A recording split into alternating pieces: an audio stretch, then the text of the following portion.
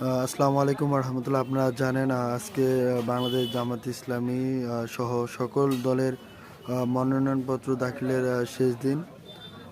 আজকে যারা জোট থেকে যারা গ্রিন সিগন্যাল পেয়েছেন তারা মনোনয়ন দাখিল করেছেন, এবং যারা এখনও গ্রিন সিগন্যাল পান নাই তারা মনোনয়নপত্র প্রত্যাহার করে নিয়েছেন। এক্ষেত্রে বাংলাদেশ জামাত ইসলামী অন্যান্য জোটের শরিকদের জন্য বেশ কিছু আসন আসলে স্যাক্রিফাইস করে এর ধারাবাহিকতায় এনসিপিকে সম্ভাবনা আছে 30টা আসন ছেড়ে দিবে, এরকম একটি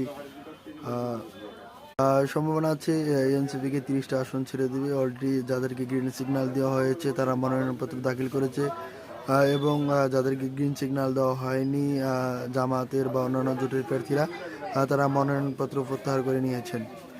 এই ক্ষেত্রে আসলে জামাতের অনেক হ্যাভিওয়েট প্রার্থী তাদেরকে মনোনয়নপত্র প্রত্যাহার করে নিতে হয়েছে। তারা দীর্ঘ 1 থেকে 1.5 বছর নির্বাচনী প্রচারণা করেছে, দিন রাত পরিশ্রম করেছে, তাদের নেতাকর্মীরা দিন রাত পরিশ্রম করেছে, কিন্তু জোট এবং দেশের বৃহত্তর স্বার্থে আসলে তাদেরকে স্যাক্রিফাইস করতে হচ্ছে। এর মধ্যে অন্যতম বাংলাদেশ ইসলামী ছাত্র শিবিরের কেন্দ্রীয় সভাপতি আতিকুজ্জামান আতিক ভাই, তারপর হচ্ছে খালেদ শহীদ ভাই, এনারা সব থেকে হ্যাবিট প্রার্থী, এবং এরকম সম্ভাবনা ছিল যে তারা আসলে জিতে আসতে পারে। তবুও জোটের বৃহত্তর স্বার্থে তাদেরকে আসনগুলো স্যাক্রিফাইস করতে হচ্ছে। আমি বাংলাদেশ জামাত ইসলামী সহ সমমনা 12 দলের প্রত্যেক নেতাকর্মীকে আহ্বান করব, আপনারা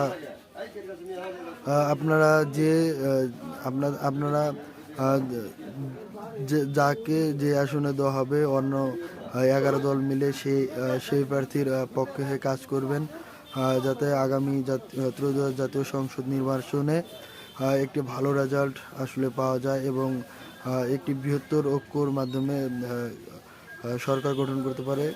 স্যাক্রিফাইসটি হচ্ছে বাংলাদেশের রাজনীতি এবং আগামী বাংলাদেশ বিনির্মাণের জন্য বৃহত্তর একটি ঐক্যজোট, এবং এই ঐক্যজোটের ক্ষেত্রেই যারা প্রার্থিতা প্রত্যাহার করে নিচ্ছেন সবাইকে আন্তরিক শুভেচ্ছা অভিনন্দন।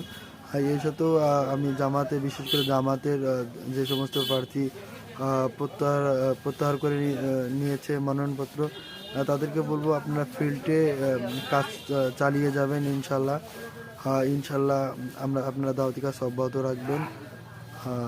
ইনশাল্লাহ দিন শেষে ইসলামের বিজয় হবে। আগামী জাতীয় সংসদ নির্বাচন হবে চাঁদাবাজদের বিরুদ্ধে, দুর্নীতিবাজদের বিরুদ্ধে। আসসালামু আলাইকুম রহমতুল্লাহ।